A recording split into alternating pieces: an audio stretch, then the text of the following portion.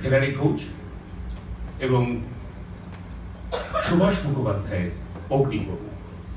অনেক ভুল করবো, কারণ রিহার্সাল করতে দেয়নি আমাকে। 105টা রিহার্সাল করে 2 লাইন বলালো, সেখানে দুবার বলে একটা দুটো গোটা কবিতা বলা আমার পক্ষে প্রায় অসম্ভব। চেষ্টা করি। নীল নদী তট থেকে সিন্ধু উপত্যকা, সুমের আকার আর গার্হবিত ভাঙর তীরে বারবার নানা শতাব্দীর আকাশ উঠেছে চলে। ঝলসিত যাদের উষ্ণি সেই সব সেনাদের চিনি, আমি চিনি। সূর্য সেনা তারা রাত্রির সাম্রাজ্যে আজও সন্তর্পণে ফিরিছে ফেরাই। মাঝরাতে একদিন বিছানায় জেগে উঠে বসে সচকিত হয়ে তারা শুনেছে কোথায় শিঙা বাজে। সাজো সাজো ডাকে কোন অলক্ষ্য আদেশ জনে জনে যুগে যুগে বার হয়ে এসেছে উঠানে।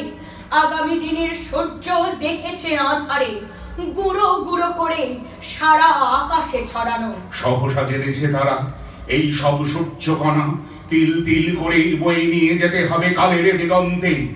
রাত্রির শাসন ভাঙা ভয়ঙ্কর চক্রান্তের গুপ্তচর রূপে এক একটি সূর্যকণা তুলে নিয়ে বুকে দুরাশার তুরঙ্গে সওয়ার দুর্গম যুগান্ত গরু পার হবে বলে তারা সব হয়েছে বাহির।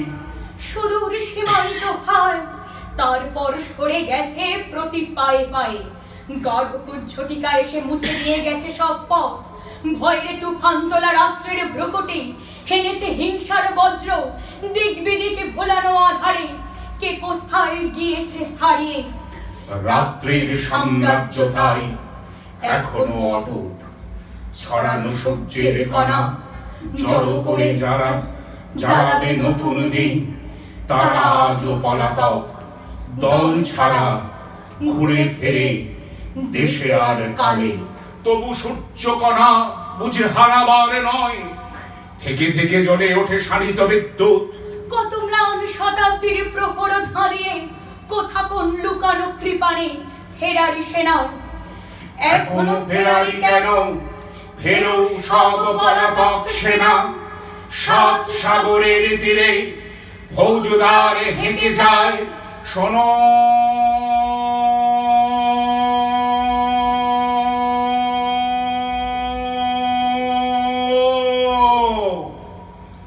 আনু সব সূর্যকণা রাত্রি মোছা চক্রান্তের প্রকাশ্য প্রান্তরে। এবার অজ্ঞাতবাস শেষ হলো ফেরারি ফৌজের। অগ্নিকোণের তল্লাট জুড়ে দুরন্ত ঝড়ে তোলপাড় কালা পানি। খুন হয়ে যায় সাদা সাদা ফেনা, ঘুম ভাঙা দলবদ্ধ ঢেবের ক্ষুরধার তলোয়ারে। বনে জঙ্গলে ঝটপট করে প্রতিহিংসার পাখা কাঁধের জল ছুঁড়ে ফেলে দিয়ে ধনুকের মতো বাঁকা পিঠগুলি টান করে ঘুরে দাঁড়ায়। বেনাকে বেনাকে তীরের খনিকে রবারের বনে মশলার দিকে সোনা ফলা ইরাবতীর দুধারে উপত্যকায়। বদ্বীপের নীলকান্ত মনির ছিকিমিকি দেশে স্বামী কম্বজে অনামি পাহাড়ে। মেঘগ নদীর বান্ডাকা জলে ঘুম ভেঙে ওঠা অগ্নিকোণের মানুষ।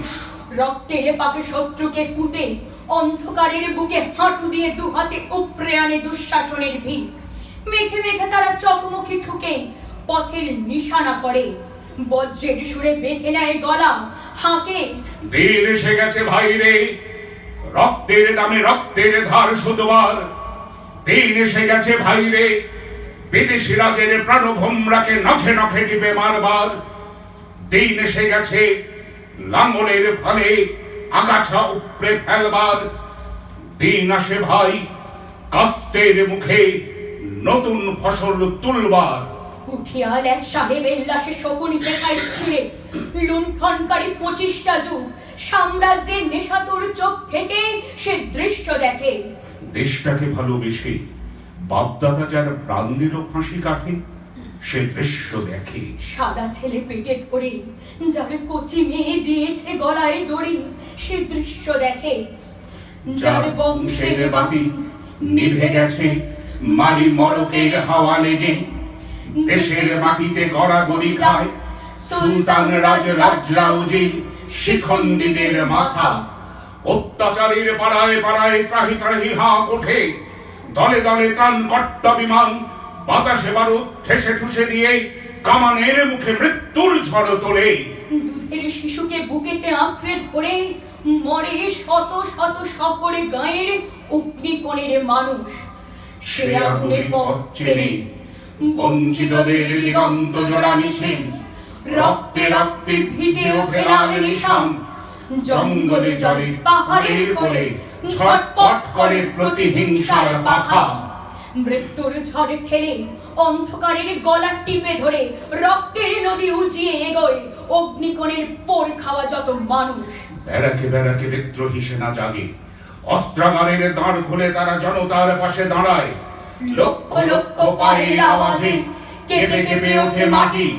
ছত্রভঙ্গ দস্যুর দল আগুনে আগুনে রাজ্য পুড়িয়ে দিয়ে লেজ তুলে ছোটে জাহাজে আকাশ জানে। লক্ষ লক্ষ হাতে অন্ধকারকে দুটুকরো করে অগ্নিকোণের মানুষ সূর্যকে ছিঁড়ে আনে। কোটি কণ্ঠের হুঙ্কারে লাগে বজ্রের কানে তালা। ওরা মাঠে মাঠে বসন্ত ওঠে জেগে।